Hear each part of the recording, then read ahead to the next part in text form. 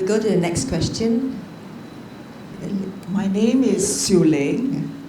I'd like to ask the panelists, in our country, land and religion is under the state.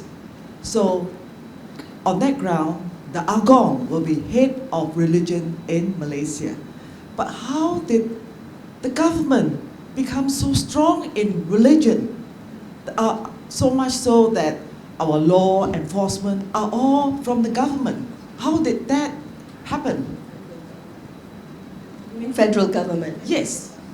Are you saying that, as you understand it, religion and land are state matters, but now it seems to be under federal control? No. Yes. In our constitution, land and religion are under the state. It has nothing to do with the federal. So on that ground, the Agong will be head of religion in our country. No, it's not. It's not. So, but it's still the Sultans who are head of religion in the country. But how did the government, which is the federal government, become so strong in interpreting the law, the religious laws, and putting laws and enforcement to govern our country? Okay, I'll try to answer that.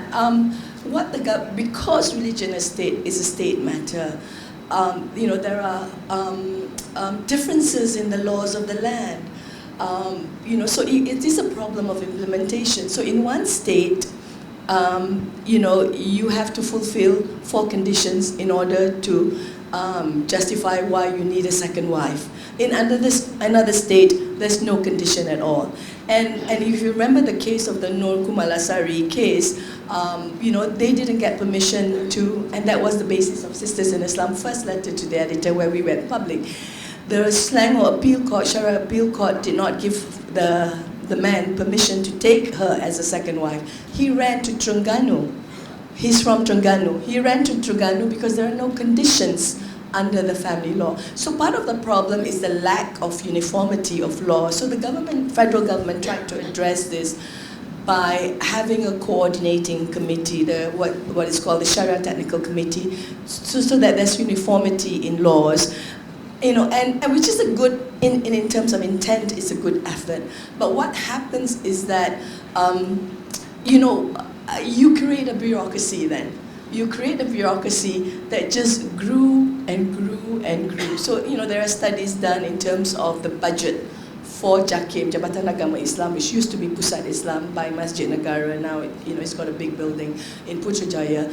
How, once you create a bureaucracy, and certainly a bureaucracy in the name of religion, everybody loses control of it. What it wants, it gets. So it just grew and grew in terms of budget, in terms of authority, in terms of control, But and of course it's trying to get the states to comply by the policies that come from the central level. But when the states choose, they can assert their authority, and that has happened when the government has tried to uniform the laws. And then at the state level, they decide, no, I don't agree with this, I don't agree with that, and then it has failed. But the last time the government tried, it did manage to have a uniform family law. Unfortunately, it was not the law that we wanted. Instead of being better, it actually got worse for many states, and we were not happy with that as well. So it's really about authority being given to the federal level, and once that authority is established in the name of religion, what the authority wants, it gets, because nobody is willing to pay what they think is a political cost to deny the expansion of that authority and the demand for more money to do its work. Thank you. Good morning, everybody. Good morning, Zainah. I'm Sylvia Lee Go. Now, would having a female Prime Minister make a difference? How near or far are we from getting a female Prime Minister? What sort of qualities and qualifications should we expect from a candidate? Is anyone out there eligible?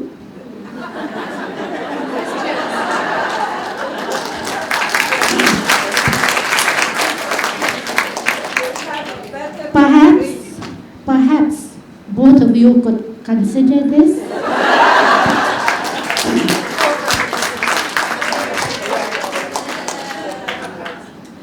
Would a female Prime Minister be subjected to misogynistic attacks like Julia Gillard?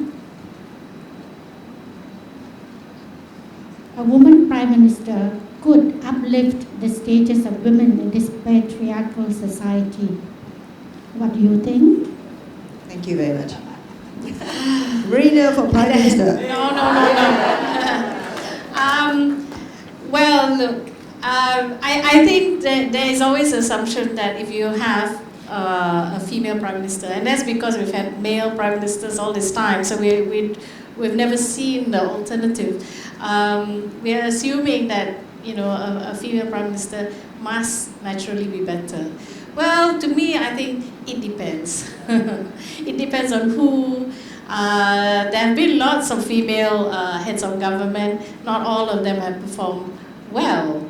I think for the most part, especially in Asia, the heads of government who are female have been daughters, sisters, now sister, wives, widows of men. And their power has often been derived from the fact that the men in the party want them there to carry on the legacy of their dead spouse, father, brother, whatever, and so they have not had the autonomy to do what they really want to do, and they've not been.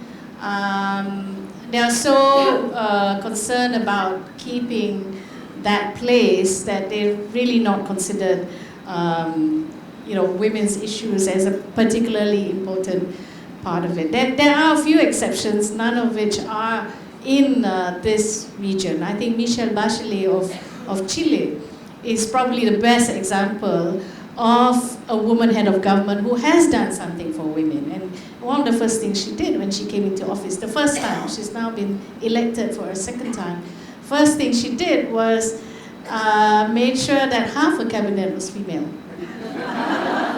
And that's actually what you need. We need numbers. If a woman comes in and remains the only woman in power, or has very few other women around her, she's not going to make much difference. Look at Margaret Thatcher.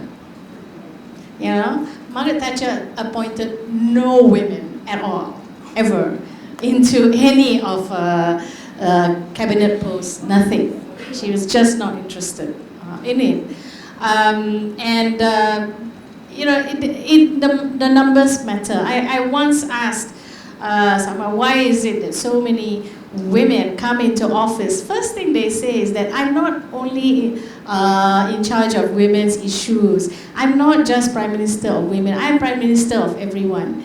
What happens usually is that the everyone, meaning the male sector, is what becomes dominant, and she totally ignores the female sector and women's issues. And women's issues are not a minority issue. I think this is something that we really, really need to change the perception. Women's issues are family issues, and therefore, if you consider the family as the basic unit of society, women's issues are issues for the entire society. They are national issues. And we really need to stop, sidelining it as something else. They are national issues. They concern every single one of us, and not just a particular sector of society. So, most women, heads of government have come in, with this weird idea that they shouldn't talk about women's issues. And where they have, they then get subjected, like Julia Gillard did, to very misogynist attacks, not just from the opposition, but from within her own party. And that's a hard battle to fight, if you're alone. And that's why I'm very for this quota business, the 30%, which is in CEDAW. 30% of places in decision-making positions should be allocated for women. This is time limited. This is until women gain the confidence of being up there, and people get used to the idea of women being in high office. Mary Robinson, who was the first woman Prime Minister of Ireland, loves to tell the story. She was President for 2 terms, followed by another woman, another Mary. So between the two of them, they were there for, I don't know, almost 20 years. And she said, you know, there were all sorts of little Irish boys growing up saying, why can't I be president? Because they didn't realize that there was an alternative to that. So, you know, it's a matter of putting women up there and getting people used to it. Right now, we have so few women. And what I noticed, okay, we have Tan Sri Zeti, we hold her up as a fine example of how our women are doing well, which she is, fantastic. Tan Sri Zainah, who used to be Securities Commission. But the main thing, there are exceptions. They think there are exceptions to the rule. That's why they don't then follow up with having other women. They think, oh, these are, you know, when there was this global movement of moderates conference many years ago, I complained that there were no women speakers at all. And then they all came running to me and said, we tried, you know, we had a panel on Islamic finance, we tried to get Tan Sri Zeti, she said no. And then they went blank. They could not think of any other women because they assumed there were none. You know, but in fact there were so many. I mean, I can name 5 just like that.